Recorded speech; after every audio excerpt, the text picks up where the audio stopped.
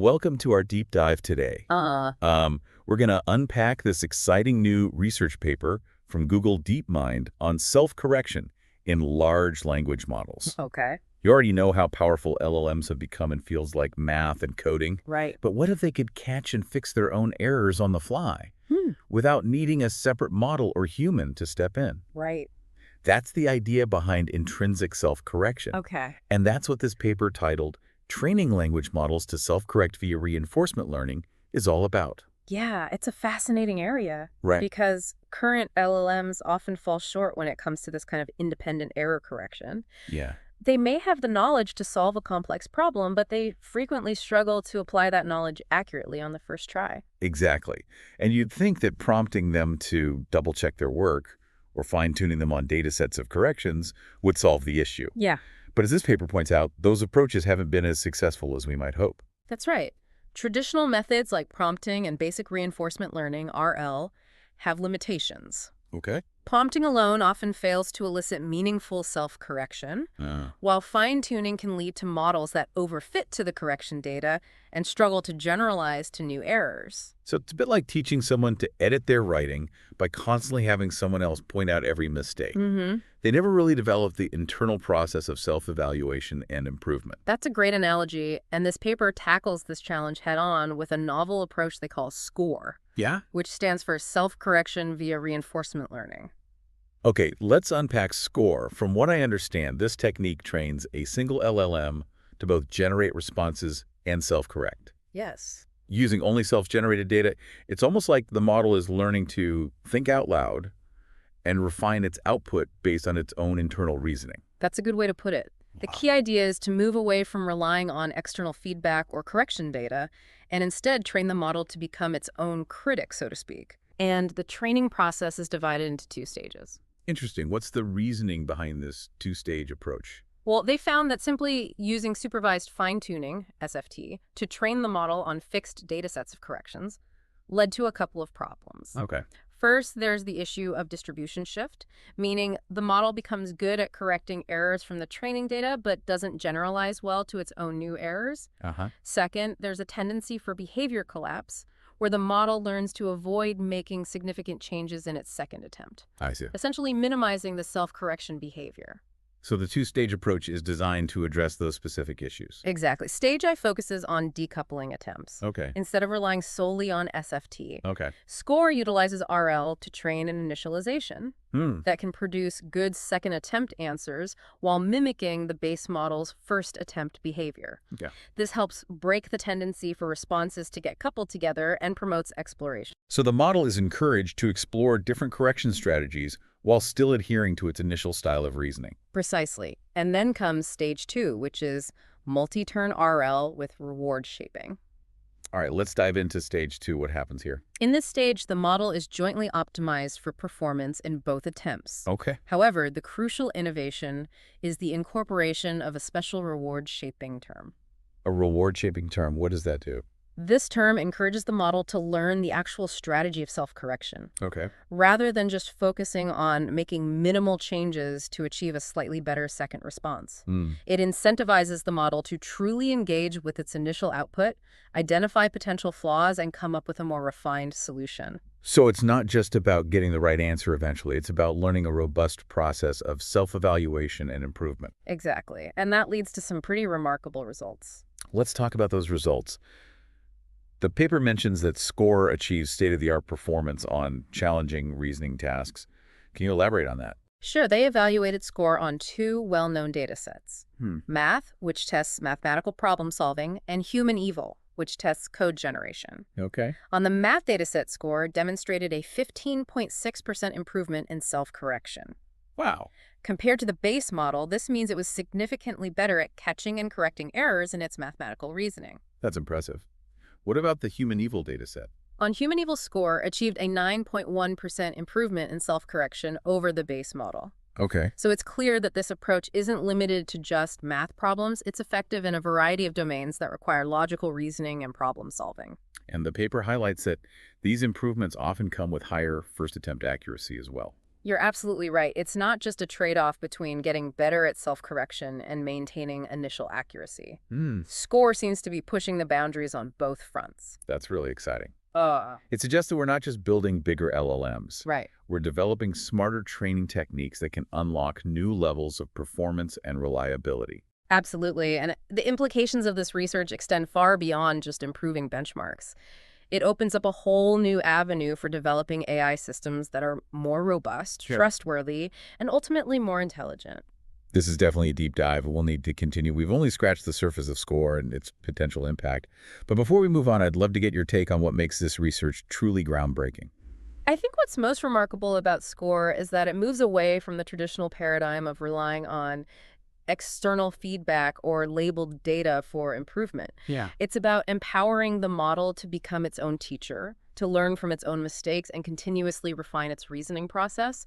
This shift towards intrinsic self-correction has the potential to revolutionize the way we train and interact with AI systems, leading to more autonomous, adaptable, and intelligent machines. That's a fantastic point, and it raises some intriguing questions about the future of AI, which I'm eager to explore further in our next segment. I'm looking forward to that discussion as well. There's a lot to unpack in terms of the potential applications, ethical considerations, and long-term impact of this research. Yeah. But for now, I think we've laid a solid foundation for understanding the core principles and significance of SCORE. Agreed. We've covered a lot of ground in this first segment. Yeah. From the limitations of current LLMs to the innovative approach of SCORE and its impressive results. Right. But this is just the beginning of our deep dive. Okay. In our next segment, we'll delve deeper into the technical details of how SCORE works, Okay. exploring the intricacies of its two-stage training process and the role of reward shaping in promoting effective self-correction. So stay tuned, and we'll be back with part 2 shortly. Sounds good. Welcome back to the deep dive. You'll recall we've been exploring this groundbreaking technique called SCORE for training LLMs to self-correct. Yes, and we left off talking about those impressive gains in both accuracy and self-correction that SCORE achieves on benchmark datasets. But to really appreciate the depth of this work, I think we need to examine how these improvements manifest in practice. I agree. The paper does a good job of illustrating this with concrete examples of SCORE's behavior. They found that these models exhibit a variety of self-correction strategies, sometimes rewriting an entire solution, while in other cases making targeted revisions to specific sections. No, it's not just blindly starting over each time. There's a level of nuanced understanding of what needs fixing.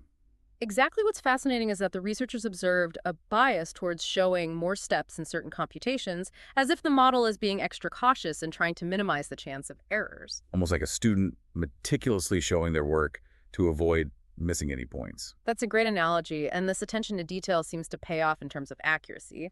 The paper highlights a few qualitative examples from the math dataset that are particularly illuminating. I'm all ears. What kind of problems did they look at? One example involved finding the minimum value of a complex expression. The SCORE model initially made a reasoning error, leading to an incorrect answer. However, in the second attempt, it pinpointed the flaw in its logic and corrected its approach, successfully finding the correct minimum value. So it's not just catching simple calculation mistakes.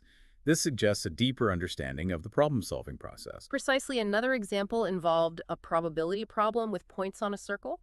Again, the model made an initial error, but in its second attempt, it meticulously broke down the problem into different cases, carefully analyzing each before arriving at the correct solution. This is really remarkable. It seems like SCORE is encouraging the model to adopt a more structured and analytical problem-solving approach, which ultimately leads to better self-correction.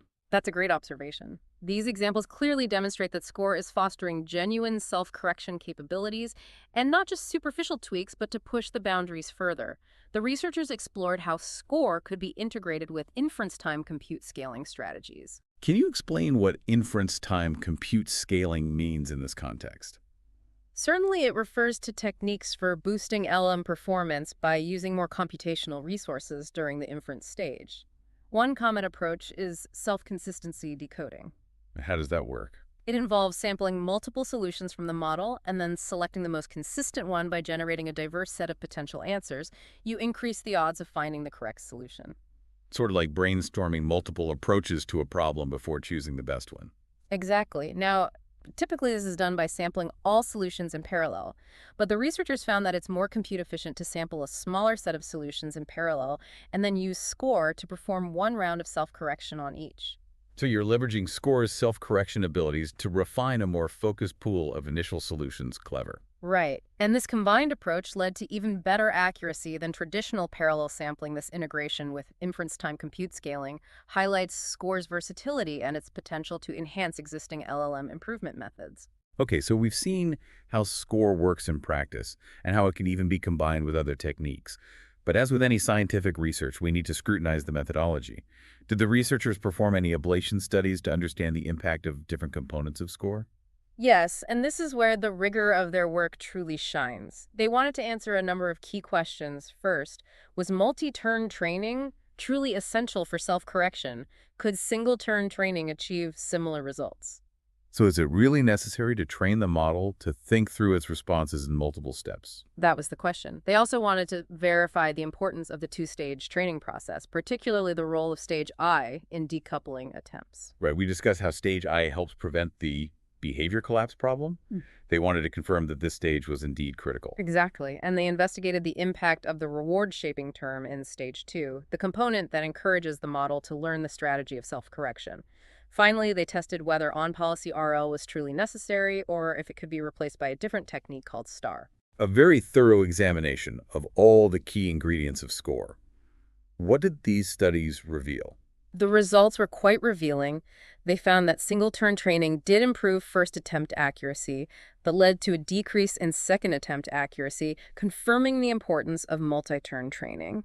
So the model really needs that multi-step training to effectively self-correct.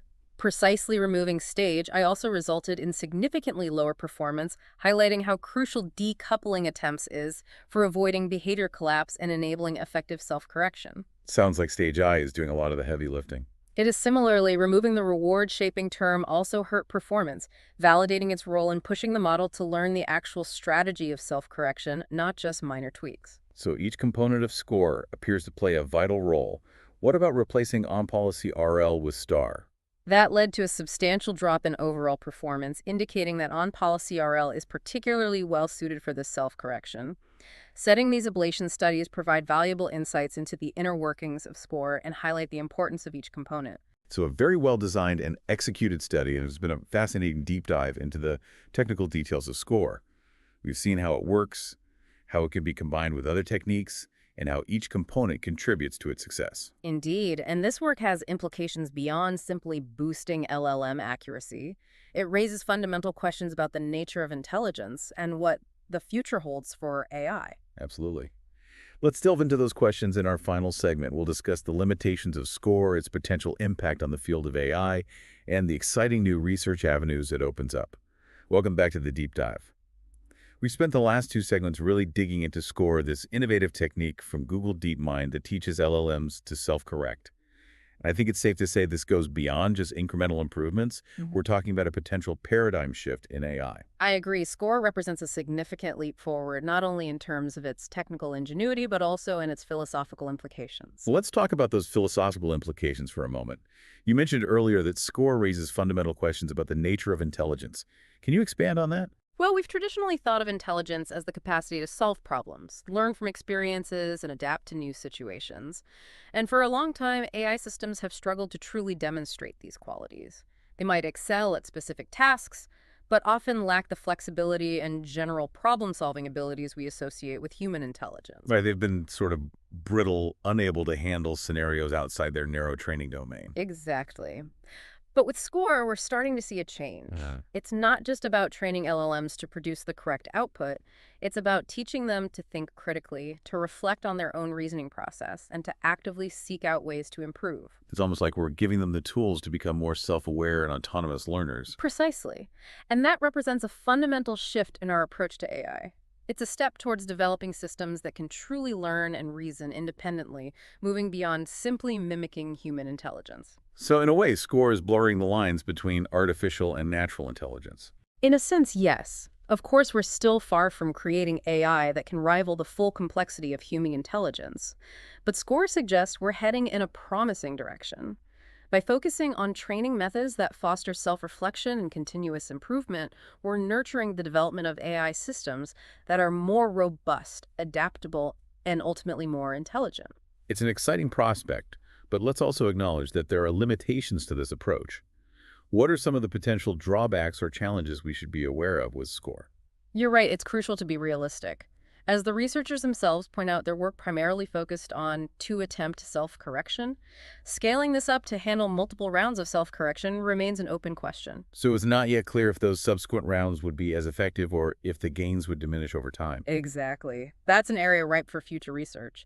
Another limitation is the current two-stage training process. It would be more efficient and potentially more effective if these stages could be unified into a single streamlined process. So there's room for optimization and refinement.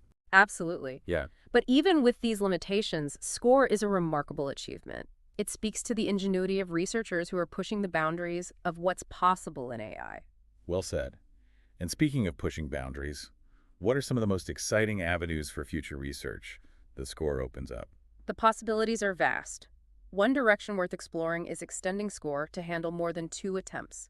Can we train LLMs to engage in multiple rounds of self-reflection, iteratively refining their output until they achieve a satisfactory solution? It's like the AI equivalent of revising and editing a paper multiple times, striving for clarity and accuracy. Exactly. Another intriguing direction is investigating how SCORE can be applied to other types of tasks.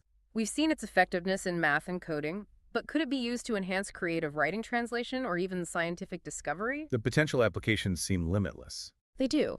And perhaps most importantly, SCORE prompts us to rethink how we evaluate AI systems. Traditionally, metrics like accuracy and efficiency have been paramount. But SCORE suggests we should also value qualities like self-reflection, critical thinking, and the ability to learn and adapt. It's a shift from focusing solely on outcomes to considering the entire process of learning and improvement. Precisely. And that's a fundamental change in our perspective on AI. It's recognizing that true intelligence is not just about producing the right answer. It's about the journey of learning, exploration, and self-discovery. Beautifully put. This has been a truly enlightening deep dive into the world of SCORE and self-correcting LLMs. We've explored the technical details, the impressive results, the philosophical implications, and the exciting avenues for future research.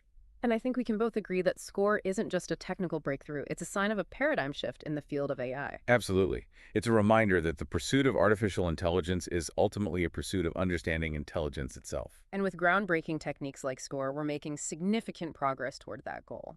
Thank you for joining us on this deep dive. Until next time, keep exploring, keep learning, and keep pushing the boundaries of what's possible. Indeed.